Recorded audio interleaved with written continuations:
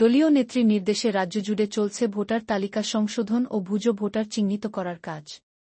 সেই নির্দেশ মতো দমদম বারাকপুর সাংগঠনিক জেলার তৃণমূল কংগ্রেসের পক্ষ থেকে তৃতীয় পর্যায়ে বৈঠক অনুষ্ঠিত হল জেলা তৃণমূল ভবনে।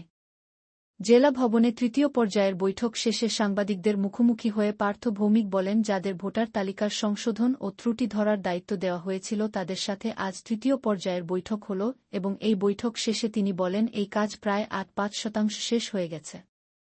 বাকি কাজ শেষ হবার পর সম্পূর্ণ চিত্র হাতে আসার পরই তিনি বলতে পারবেন এই বারাকপুর দমদম সাংগঠনিক জেলায় কত ভুজো ভোটার রয়েছে। তবে ধর্মের ভিত্তিতে বিজেপি ভোট ভাগ করতে চাইলেও তার কোনো ফল বারাকপুর দমদম সাংগঠনিক জেলার ৪টি বিধানসভায় পড়ল।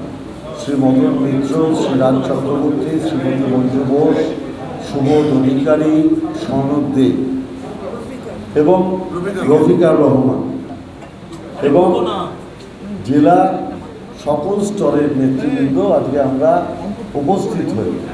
চেয়ারম্যানেরা ছিলেন, আমাদের সংগঠনের সভাপতিরা ছিলেন এবং যারা ভোটার লিস্ট করার দায়িত্ব পেয়েছেন বিভিন্ন জায়গায় সেই সমস্ত ওয়ার্ড এবং ব্লকের সুপারভাইজাররা ছিলেন। আমরা সামগ্রিকভাবে পর্যালোচনা করলাম যে আমরা কতদূর অবধি কাজ করতে পেরেছি আর কোন জায়গাটা আমাদের এখনও কিছুটা খামতি রয়ে গেছে। যেখানে খামতি রয়ে গেছে সেখানে আমরা সমস্ত স্তরের নেতৃবৃন্দ ঝাঁপ দেব। আমরা দায়িত্ব ভাগ করে নিয়েছি, কে কোথায় আমরা কীভাবে দায়িত্ব সামলাবো, যাতে আমাদের এই দমদম ব্যারাকপুরের 14টা বিধানসভাতে আমরা 100% দলীয় যা নির্দেশ, মমতা ব্যানার্জির নির্দেশে অভিষেক বন্দ্যোপাধ্যায় যে গাইডলাইন দিয়েছে সেটা যাতে আমরা পুরোপুরি সফল করতে পারি কর্মসূচি এবং আমাদের কাজের পদ্ধতির মাধ্যমে। এইটুকুই আমাদের বলা। এখনো কতখানি কাজ এগিয়েছে, কতটা এগিয়েছে আর কতটা বাকি আছে কোন কোন এরিয়া? আপনি যদি অ্যাভারেজ বলেন তাহলে আমি বলবো, যেটা আমার দলের চেয়ারম্যান বললেন নির্মল ঘোষ, প্রায় 85% অ্যাভারেজ কাজ আমরা করে ফেলেছি। 15% মতো বাকি আছে। গ্রামাঞ্চলে সব মিলিয়ে গ্রামাঞ্চলের অবস্থা সবচেয়ে ভালো। শহরাঞ্চলের থেকেও গ্রামাঞ্চলের অবস্থা ভালো। শহরে যদি 80 হয়, গ্রামে 96 হয়ে গেছে। ভোটার তালিকার যে সংশোধনের কাজ চলছে সেখানে কি এখনো পর্যন্ত এই বারাকপুর সাব ডিভিশনে ভুয়ো ভোটার ধরা পড়েছে? আমাদের দলে এখন কি পর্যালোচনা হচ্ছে এটা তো আমি প্রেসে বলবো না। আমরা কোনটার উপরে কাজ করছি এইটা আমরা প্রেসে বলবো।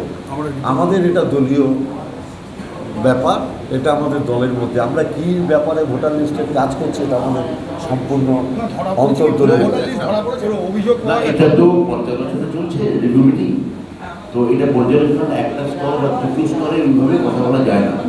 এর অন্তত আরও 2-3টে স্তর আছে। যেমন সামনে এই মাসের 19 তারিখে সম্মানীয় সাংসদ আবার কিছু বিধায়ক, কিছু আমাদের সাংগঠনিক পদাধিকারীকে নিয়ে বলবেন। তাহলে এই যতক্ষণটাই পর্যায় শেষ হচ্ছে ততক্ষণ বিচ্ছিন্নভাবে কোথায় ভুয়ো ভোটার আছে কি কোথায় নেই, এই মানে ঘরের গাদায় সুদ খোঁজার মানে আমার মনে হয় কোনো মানে নেই। এটা যখন একটা সামগ্রিক মূল্যায়ন করবেন তখন দলগতভাবেই আমাদের সম্মানীয় সাংসদ বা আমাদের সম্মানীয় মন্ত্রী যারা আছেন, সুমন্দেব চট্টোপাধ্যায় বা চন্দ্রিমা ভট্টাচার্য বা বিধায়ক যারা আছেন, মদন মিত্র বা শ্রীরাজ চক্রবর্তী বা মুক্তি বসু এখানে আজকে যারা উপস্থিত আছে, বা সম্মানীয় চেয়ারম্যান নির্মল ঘোষ, তিনি হয়তো আপনারা সাংগঠনিকভাবেই আপনাদের জানিয়ে দেবে। আজকে এটা পর্যালোচনা বৈঠকের দ্বিতীয় ধাপ, আরও বেশ কয়েকটা ধাপ বাকি আছে। দ্বিতীয় ধাপেই এটা কোনো তথ্য আগে থেকে ক্লিয়ার করা আমার মনে হয় সাংগঠনিকভাবে সমীচীন নয়। সেটাই সম্মানীয় সংসদ বলতে চেয়েছে। মানুষের বাসটা বেশি, যেটা দেখায় কিছু ভুয়ো ভোটার ধরা পড়েছে সব উত্তরপ্রদেশ কিংবা বিহার কিংবা পার্শ্ববর্তী যে ঝাড়খণ্ড সেই রাজ্যে। এখানেও কি সেরকম সম্ভাবনা রয়েছে যেগুলো হিন্দি ভাষাভাষী মানুষের ভোটার বেশি? দেখুন, এটা বাংলাভাষী হিন্দিভাষী এইভাবে তৃণমূল কংগ্রেস দেখে না। তৃণমূল কংগ্রেস একটা মমতা বন্দ্যোপাধ্যায়ের নেতৃত্বে একটা ইনক্লুসিভ পলিটিক্সে বিশ্বাস করে। তো কেউ সেখানে আপনি কি গ্যারান্টি দিয়ে বলতে পারেন যে যারা পাশের রাজ্যে ধরা পড়েছে তাদের মধ্যে বাংলাভাষীও কেউ নেই? ফলে বাংলাভাষী হিন্দিভাষী এই বিভাজনটা আপনাদের এই ন্যারেটিভটাই তৃণমূল কংগ্রেস মানে না। তিনি বাংলার ভোটার কিনা, আমার কাছে এটাই কথা। তিনি যদি বাংলার ভোটার হন তিনি ভোট দেবেন, আর তিনি যদি ভোটার না হন, তিনি ভুয়ো ভোটার, তিনি যদি ভোট দিতে যান এই তো আমাদের কথা। ডাক্তারবাবু, এবারের ভোটে পোলারাইজেশনের একটা হাওয়া তুলে দেওয়া হচ্ছে, হিন্দু ভার্সেস মুসলিম, কি বলবেন? আমার মনে হয় যে এই ভোটটা তো দেরি আছে, এটা পোলারাইজেশন তুলে দেওয়া